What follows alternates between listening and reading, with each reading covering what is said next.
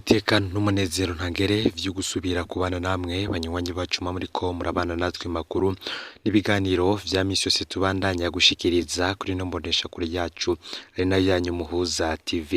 Numwe tugiye kubagezako amakuru tuza kugaruka cane kuyavugwa mu gisata ca politike. Turaza kugaruka kuri honorable Agathon Sarongoye umugambwe CNL. Kwigenekerezo hindwi ukwezi kwindwi Agathon yarasohotse ikibuga c'indege aja mu gihugu ca Tanzania, ndetse gushika no mu gihugu ca Tanzania honorable Agathon yakiriwe n'icegera c'umukuru wa leta ya Zanzibar muri Tanzania Othman Masoud Othman. Agathon aja muri Tanzania aca ku kibuga c'indege mpuzamakungu Melchior Ndadaye, umwe mu bapolisi yamwemereye gusohoka yoba yarahise ajanwa mu biro bikuru vy'iperereza kubazwa. Agathon kuri uwo munsi yagarutse mu gihugu c'u Burundi, ariko benshi bariko bibaza ko ashobora kuba yahunze igihugu kubera ibibazo vyavugwa mu mugambwe wiwe. Agathon avuye mu gihugu ca Tanzania hari vyinshi yoba yarasavye iyo leta, aho hari vyinshi yoba yarasavye leta ya Tanzania, ndetse hakaba hari na vyinshi yaganiriye n'ubu yamwakiriye nk'uko yabishikirije mu kiganiro yahaye ikinyamakuru cyo muri Tanzania The Citizen igihe yari mu rugendo muri ico gihugu.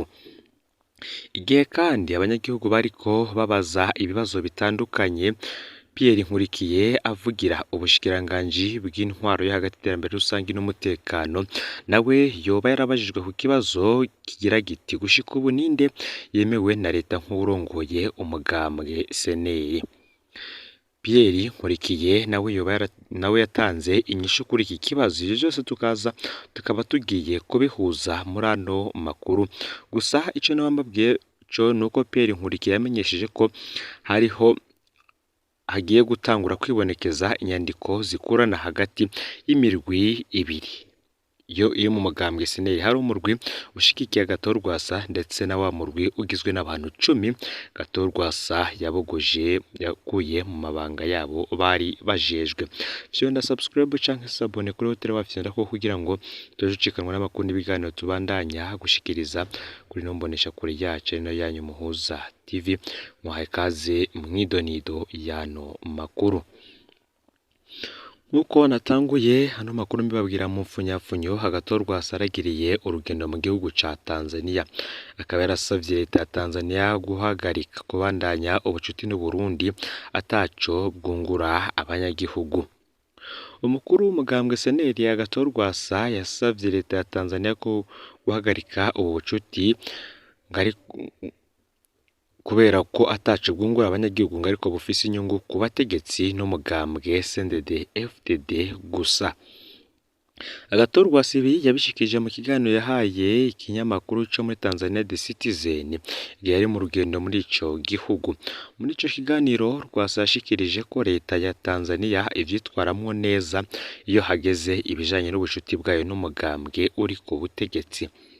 Mu kiganiro Agathon yahaye ikinyamakuru The Citizen mu nomero yaco bashize habona uwo munyepolitike atavuga rumwe n'ubutegetsi bw'u Burundi yavuze ko kuva kuri Mwalimu Julius Nyerere Tanzania yamye ari umugenzi wa leta y'u Burundi. Agathon ati kuva muri ico gihe cose leta y'u Burundi ntirigera ihagarika gucinyiza abanyagihugu bayo. Aho rero akaba ariho Agathon asaba kubijanye n'imigenderanire yoba hagati ya leta ya Tanzania n'u Burundi. Umushingamateka Agathon akaba yipfuza ko iyo migenderanire igirira kimazi abanyagihugu b'u Burundi kuruta uko igirira kimazi abategetsi b'igihugu. Muri ico gihe Agathon asabwe ikinyamakuru The Citizen ko leta ya Tanzania yo kwama ishinze ijisho ku bibera mu Burundi ikanabasha gukinga mu gihe hoba hari bibi bigiye kwaduka. Agathon asabwe ico kinyamakuru ko iyo ari imwe mu mvo nyamukuru yatumye agiranira umubonano na bamwe mu batavuga rumwe na leta ya Tanzania. Iruhande y'ivyo aboneraho kwibutsa ishirahamwe ry'umuryango wa Afrika y'ubuseruko EAC kariryo rishinzwe hanini kwitaho ibijanye na demokarasi muri kano karere. kuri ubwo rero abicishije muri ico kinyamakuru Agathon-Rwasa yahamagariye hanini indongozi za EAC ko zari zikwiye kubwira uwurongoye Uburundi ko Uburundi atari icibare c'umugambwe CNDD-FDD ahubwo ko ari ubw'abarundi bose kandi bo mu migambwe yose. Gutyo rero ati izina Murundi wese afise uburenganzira bwo kubaho mu mwidegemvyo ata nkomanzi. Ibi akaba ari vyo Agathon-Rwasa arongoye umugambwe CNL yoba yarasavye leta ya Tanzania. Ku kindi kibazo hari nkuko nari nabibabwiye mu mfunyafunyo, hari ivyatangajwe n'umuvugizi w'ubushikiranganji bw'intwaro yo hagati mu gihugu iterambere rusange n'umutekano Petero Nkurikiye. Ni mu gihe yarabajijwe ikibazo kigira giti gushika ubu ninde yemewe na leta nk'urongoye umugambwe CNL. Ni mu gihe haheze iminsi yibonekeza indyane zidasanzwe mu mugambwe CNL, aho abagize urwego rw'ibiro vya politike bamaze iminsi bakurakurana hagati yabo nk'uko twagiye turabibashikiriza mu nkuru zacu. Ivyo mbere bikaba vyatumye uruhande ruri inyuma ya Agathon-Rwasa rwitura umushikiranganji wa mbere Gervais Ndirakobuca rumusaba gutorera umuti indyane ziri mu mugambwe CNL, kuko ngo vyaboneka ko umushikiranganji Martin Niteretse atariko arakora nk'uko bikwiye. Nk'uko vyari mu itangazo ryasohowe n'abo 22 bari inyuma ya Agathon-Rwasa. Uti none gushika ubu ninde yemewe nk'urongoye umugambwe CNL? Mu gihe yari mu kiganiro c'abavugizi b'inzego z'igihugu caremeshejwe mu ntara ya Muramvya, Pierre Nkurikiye avugira ubushikiranganji bw'intwaro hagati mu gihugu iterambere rusange n'umutekano yagize ati: ikibazo kiri mu mugambwe CNL ni ikibazo c'imbere mu mugambwe. Nta muntu n'umwe ari hanze y'umugambwe ari inyuma y'ibiriko birabera muri CNL. Barituye umushikiranganji arabaha impanuro kugira ngo bagende bisuganye baronke uburongozi bahuriyeho, ariko bwahavuye bufata ingingo yo guhagarika ibikorwa vy'uwo mugambwe kuko bwari bwaronse amakuru ko ubwo burongozi bubiri bushobora gushamirana mu gihe buhurira mu makoraniro, kuko izo mpande zompi zifise abanywanyi babayoboka. Yabandanije amenyesha ko mu nyuma ariho haciye hatangura kwibonekeza inyandiko zikurana hagati y'iyo mirwi.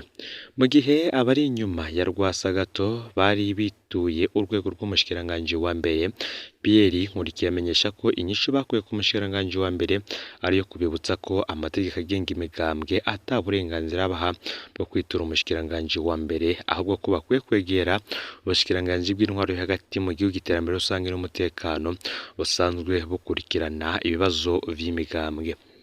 Pierre Nkurikiye akanamenyesha kandi ko gushika uno munsi icemewe mu bushikiranganji ari icemejwe n'amategeko. Agira ati: twemera inzego zagiyeho hisunzwe amategeko yo mu mwaka w'ibihumbi 2019.